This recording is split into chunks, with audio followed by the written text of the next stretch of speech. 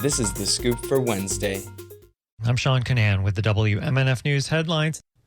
A Republican state senator has proposed repealing a law that prevents people under the age of 21 from buying rifles and other long guns in Florida. Senator Randy Fine, a Brevard County Republican who is running in a special election for a congressional seat, filed what's called SB 94. The bill is similar to a measure that passed the House during the 2024 session, but it failed in the Senate. In 2018, lawmakers and then Governor Rick Scott approved raising the minimum age to buy rifles and other long guns from 18 to 21 after a mass shooting at Parkland's Marjorie Stoneman Douglas High School that killed 17 people. Federal law bars people under 21 from buying handguns. HIV diagnoses among black women in Pinellas County have more than tripled since 2021.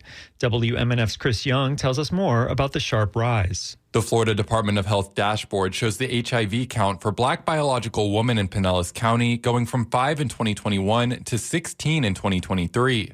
Stephanie Marhef-Cadet is a professor at the College of Community and Behavioral Sciences at the University of South Florida. She says there are many factors for the increase, like the lack of awareness of PrEP, a drug that lowers the risk of getting HIV. The more that we can educate and help Black women understand their risks and the benefits of PrEP, the less that we'll see of this. But overall, Marhef-Cadet says the numbers aren't a cause for concern. The current rate in Pinellas County is lower than the overall rate in Florida. This means we're doing pretty good if we've only had, 16 women with HIV, test positive in 2023. Last year, over 4,700 people were diagnosed with HIV statewide, the highest number since 2019. Chris Young, WMNF News. WMNF reached out to the Florida Department of Health in Pinellas County for comment. A committee of Pinellas County parents and teachers has unanimously rejected a request to remove a book from elementary school libraries because of its political views. The Tampa Bay Times reports that 4 families of Curtis Fundamental Elementary wanted to remove The Artivist, which is an illustrated book encouraging children to use art to promote social change.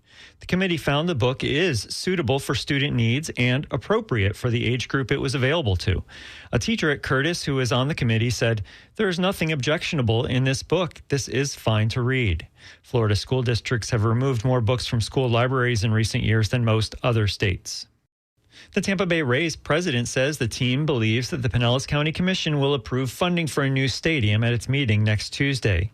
The Tampa Bay Times reports that the Rays still maintain that the team cannot afford the increased construction costs that are due to what the team says are delays in negotiations and bond votes from the county and from St. Petersburg. In a statement yesterday, the Rays president Matt Silverman said, "We anticipate that the Pinellas County Commission will authorize the bonds at their next meeting."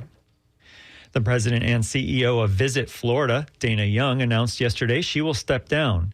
Young oversaw Florida's tourism marketing efforts as state house leaders pushed for the agency's closure, and she helped guide a tourism rebound after the COVID-19 pandemic slammed the industry. Young is a former state lawmaker from Tampa who has spent nearly 6 years at Visit Florida. She will exit when a new leader is in place. Lakeland resident Thomas Osborne will receive his sentence on March 18th after his conviction last week on 4 counts related to the U.S. Capitol attack on January 6th, 2021. The Ledger reports that a jury convicted Osborne on 1 felony and 3 misdemeanor charges during a trial in Washington, D.C. The judge referred the case to the Department of Justice's probation office for a pre-sentence investigation with a final investigation report due by March 4th. Expect thunderstorms today. It will be windy with occasional gusts of more than 40 miles an hour and highs in the mid-70s. Tonight, clear, breezy, and cold with overnight lows in the low 40s. Tomorrow, mostly sunny and breezy with highs in the mid-60s.